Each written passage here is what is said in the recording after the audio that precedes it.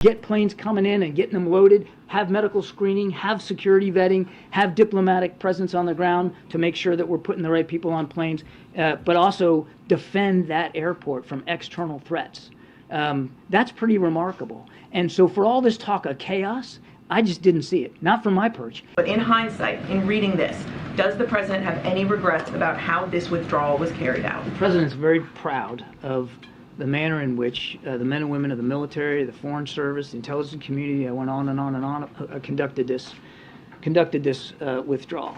And he inherited a deal struck between the previous administration and the Taliban that called for the complete removal of all U.S. troops by May of 2021, or else the Taliban, which had stopped its attacks while the deal was in place, would go back to war against the United States. There was a time in this country, really in every country, where failures, especially military failures, are met with harsh rebukes, resignations, firings, sometimes even worse throughout history. Now, they get up there and they declare that it was a rousing success. Oh, and it was also the other guy's fault. I cannot believe what's happened. Joining me now, Colonel Grant Newsham, former reserve head of intelligence for Marine Forces Pacific and author of the book, which we're going to get to in a moment, When China Attacks. Colonel, Semper Fi, I cannot, look, I'm not even old. I was just a 4-year dumb grunt Marine. And even when I was in, there was always accountability. If you had a bad patrol, there was accountability. Now the entire nation can embarrass itself in front of the world. No one gets fired. Yeah, that's you said it. It leaves you almost speechless. As you said, who's to blame for what happened in Afghanistan? Apparently it was leprechauns who did it. It would be nice just to have somebody say, look, yeah, we screwed up. We made some mistakes, but we're going to learn from it. And I have not seen anybody take any responsibility for what has happened. And now you have this fellow on TV claiming it was actually a great success. Well, if he thinks it was, why doesn't he go to Camp Pendleton and maybe address the 1st Marine Division, or go to the Veterans Hospital where the people who lost limbs in this abomination, where they are? Maybe why doesn't he go there and tell them what a great success it was? He won't. But this is something that I think that it's nauseating for most people. Just this complete lack of accountability for what has happened. If a Lance Corporal had done something, even remotely like this, or we know what Lance Corporals do, they would be absolutely hammered. In our case, it's upward promotions and end of tour awards.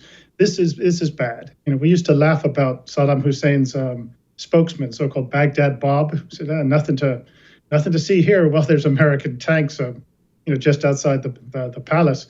We used to laugh about them, and we've kind of become like that. You don't say that with any sort of satisfaction. But I suppose at our ruling class level, they have opportunity to excel, is how one might charitably put it. Gosh, that's a really great way to put it, and man, does that hit home. All right, I argue that was part of what has led this aggressive behavior by China. Not that China wasn't aggressive before, but they see things like this, they see weakness, stupidity, no accountability. Surely the Chinese look at that stuff and they start licking their chops for other opportunities that may be presented to them. Well, that's what they do. There's that kind of a regime. I think Matt Pottinger, formerly with the National Security Council, described it as a shark that's going around, just swims around looking for something to eat. And if it comes across steel, or say a shark cage, it kind of goes away, but it's always looking for something to eat. And they do make this equation, or this calculation, as to how likely are the Americans in particular to do something to us. And they'll look at an administration, and they'll look at whether it's confused, if it's preoccupied elsewhere, if it doesn't look like it has backbone. And that all goes into their calculation when deciding what to do and where to make a move. And they like what they saw in Afghanistan. And I'm not so sure who it is in this administration that actually scares them. And as I don't say that with any sort of pleasure, but they will look at it and say, well, who are we afraid of? In the last administration, they could tell you who it was. It was Mike Pompeo, Pottinger, Miles Yu, Dave Stilwell, Peter Navarro, and they wanted those people gone. Well, they got their wish, and I think they're probably happier with what they have now. Okay, which brings us to Taiwan. They've been doing all these air drills. They've been building amphibious vehicles. They are very clearly prepping to go in, right? You're the intelligence colonel. I'm an idiot corporal. What are they doing? Well, they've set up a military that they think could have a reasonable chance of success if it attacks Taiwan. The analysts will differ on this. Some say, well, they're not quite there yet, or it's too hard to do amphibious operations. These kind of assaults, they're too complex. And unspoken as well, the Chinese just aren't smart enough to figure these out. Well, the Chinese are as smart as us, and in some ways they're even smarter, so I wouldn't underestimate them. But I think the People's Liberation Army has set itself up, developed capabilities that would make its leadership, or what really matters is make Xi Jinping think that if they use force against Taiwan, they just might have a chance of success, particularly if you combine that with a threat to the United States along the lines of, this is a domestic matter, you steer clear, or it's nuclear war. Depending on who's in the White House, you just might get the Americans to back off. But I would note that the Chinese would rather get Taiwan without fighting. And the Taiwanese presidential election that's coming up in January 2024 is very important. If really a pro-China candidate wins, China just might back off and expect him to deliver Taiwan, however unwillingly for most of the citizens. But if the candidate from the party that wants nothing to do with Chinese enslavement wins, then I think the gloves are off, and I would say that an armed attack on Taiwan is likely. So I would pay a lot of attention to early 2024. But in my opinion, the PLA has the capability to make life pretty darn miserable for Taiwan if they decide to have a go against them. Colonel, I'm sure a bunch of people out there are a little surprised to hear you say China would have a chance at success. They look at China as this big, angry communist bear, really the new Soviet Union in the world, and they look at this wee little island of Formosa, or Taiwan as we now call it, and they think, wow, that's got to be no contest. Should be 30 seconds and it would be over. Why do you say reasonable chance of success instead of an absolute rout? Oh, I don't think there's ever been a war that turned out exactly like people thought it would, for one thing. But you can make Taiwan a pretty darn tough nut to crack.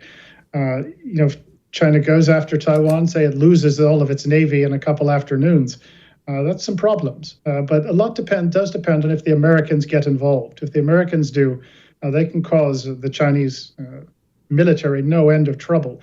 But also consider that a fight for Taiwan is unlikely to be a narrowly confined thing, just to the area around Taiwan, with rules and limits, etc. But if you expand the battlefield, China has suddenly got some huge problems. It doesn't import nearly enough food, nearly enough energy to take care of its needs. It's absolutely dependent on exports to earn the dollars that it needs for everything that it has to pay for in real money. And it is vulnerable, say, to this sort of a cut in its imports, etc. And nobody's going to want to do much business with China if it does go after Taiwan. So it'll be free to deal with North Korea and Iran and Russia. But the China that is so dependent actually on foreign markets, they will find themselves without those things. So if America plays it right, and our military is still strong, it needs to sort of get better in certain key areas, but it could cause the Chinese a lot of trouble if it does things right. But also, as I said, spread the battlefield, and suddenly China is going to find itself headed back towards an agrarian society, like it was a long, long time ago.